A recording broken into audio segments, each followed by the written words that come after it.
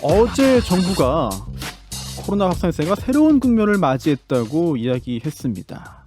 사실 이번 주에 저희 방송에서요, 하루 확진자 수 2,000명 넘을 거라고 예측을 했는데 이게 곧바로 현실화됐습니다. 그런데 그게 끝이 아니라 곧 4,000명, 6,000명까지 넘을 거라는 전문가들의 분석도 나오고 있는데요.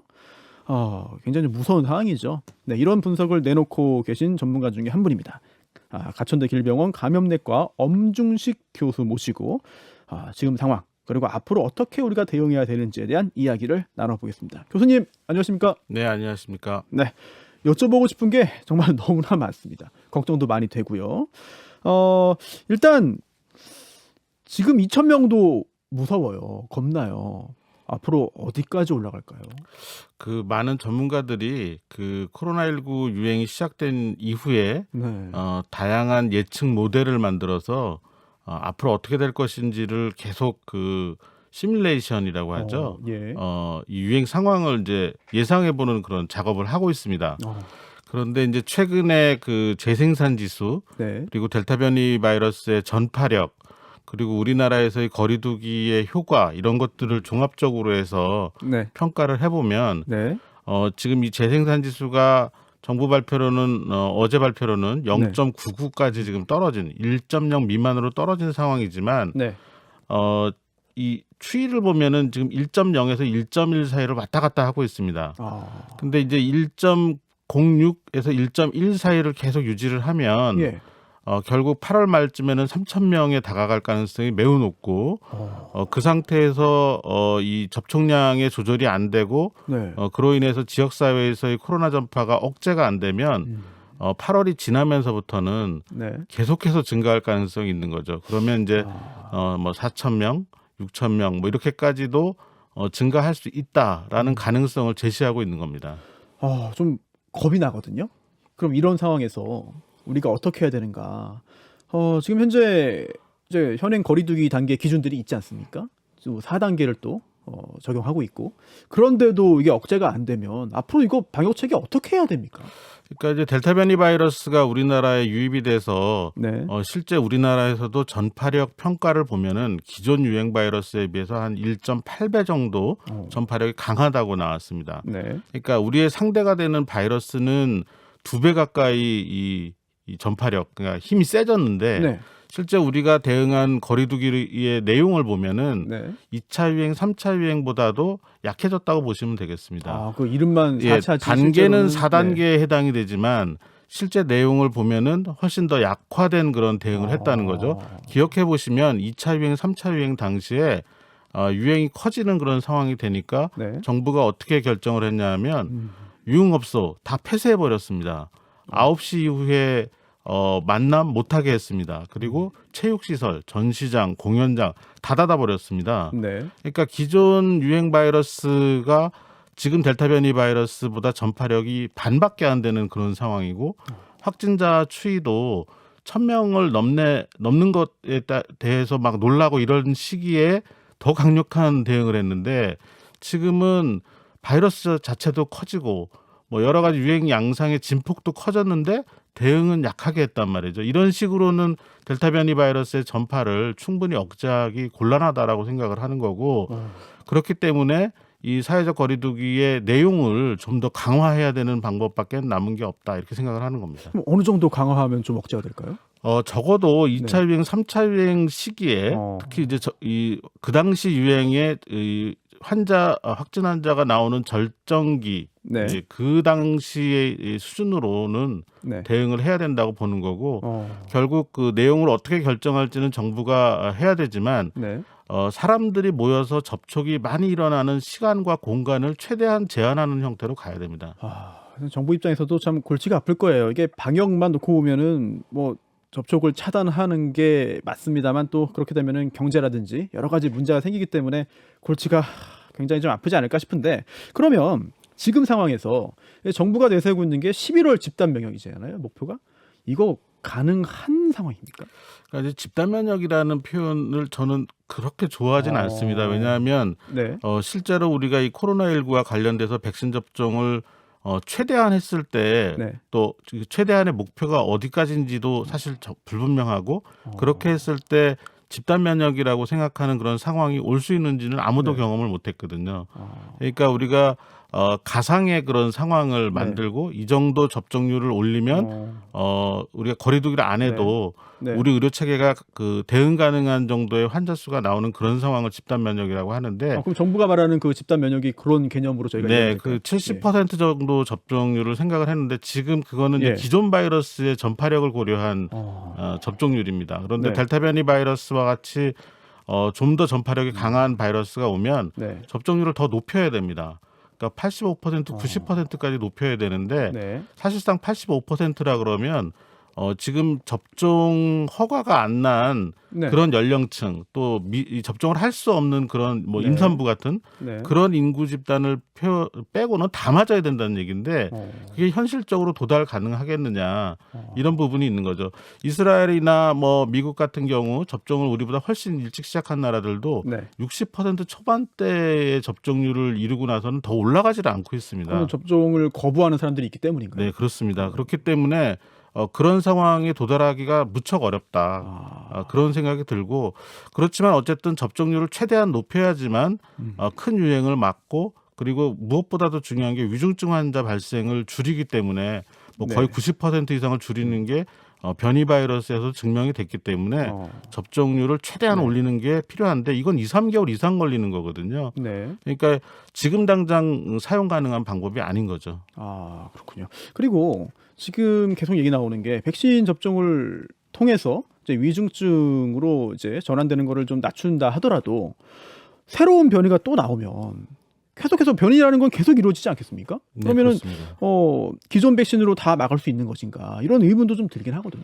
예, 이 백신을 한번 개발을 하고 나면은 동일한 바이러스에 대해서는 변이가 일어나더라도 부분적인 효과는 계속 가져갈 수가 있습니다. 그런데 네.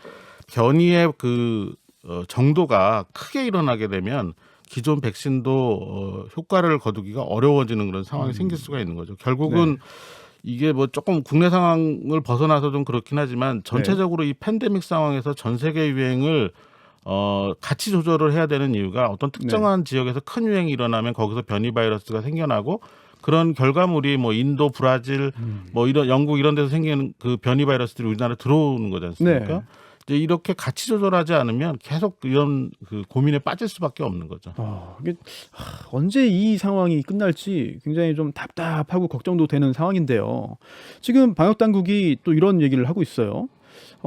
이제 중증 환자 치료에 좀 집중하자. 그래서 이제 자가 치료를 늘려가야 한다. 뭐 이런 이야기도 이제 나오는데 이제 무증상이거나 뭐 경증인 경우에는 뭐 입원하지 않고 자가 치료 받도록 한다. 이건데 자가 치료라는 게 의미가 뭡니까?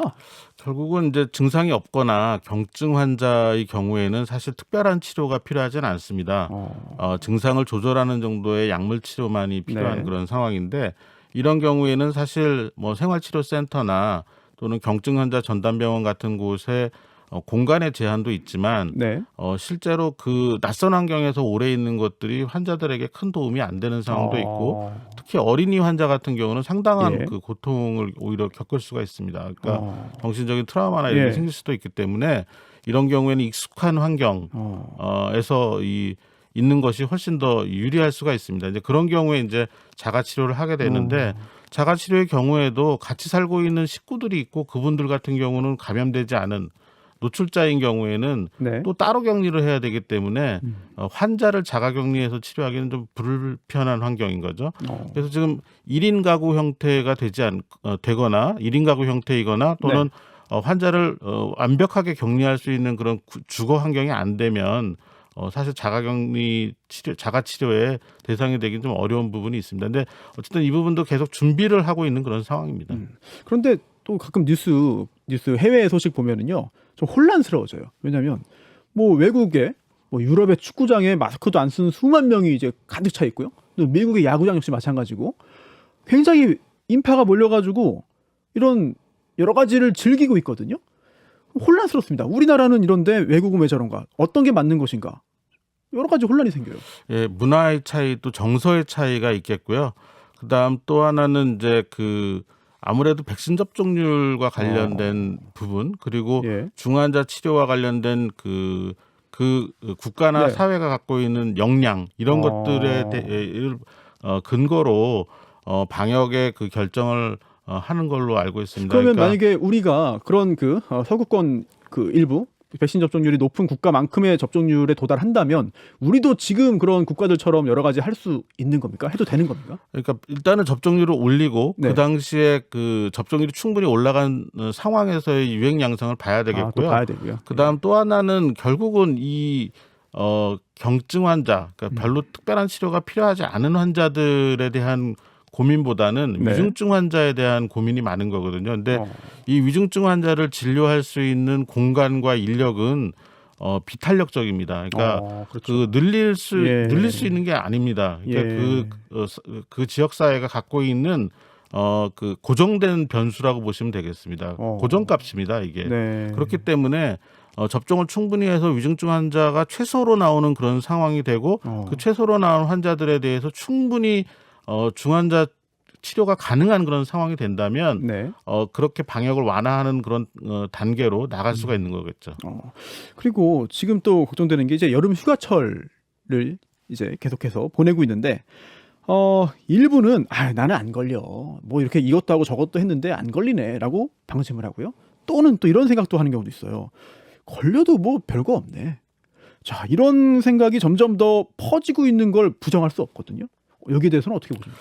예, 뭐 특히 뭐 20대, 30대 이렇게 젊은 연령층에서는 정말 가볍게 앓고 지나가는 분들이 굉장히 많습니다. 그런데 이 20대, 30대에서도 이 희귀 난치 질환을 갖고 있다든지 또 지금 저희가 주목해서 보는 게 임산부입니다. 이런 그 백신 접종을 하지 못하거나 백신 접종을 하더라도 효과가 떨어지는 이런 분들 같은 경우는 여전히 굉장히 위험합니다. 이제 저희 병원 사례를 좀 말씀을 드리면은 최근에 임산부 2분을 응급 제왕절개 수술을 했습니다. 왜냐하면 임산부가 감염이 됐는데 이 뱃속에 아기가 있으니까 이 복압이 올라간 그런 상태가 돼서 호흡을 충분히 할 수 없는 그런 상태. 굉장히 위험한 상황이네요. 그래서 인공호흡기를 달기 직전까지 간 거죠. 폐렴은 아주 심하지 않았는데 임신이라는 것 자체가 실제로 이제 그 임상 상황을 나쁘게 했기 때문에 응급으로 제왕절개 수술을 하고 그래서 뭐 1,700g 정도의 조선알을 낳아서 뭐 이렇게 저희가 신생아 중환자실에서 키우고 뭐 이런 과정을 겪었거든요. 산모는 그러니까 안전하고요. 이런 잘 치료가 됐습니다.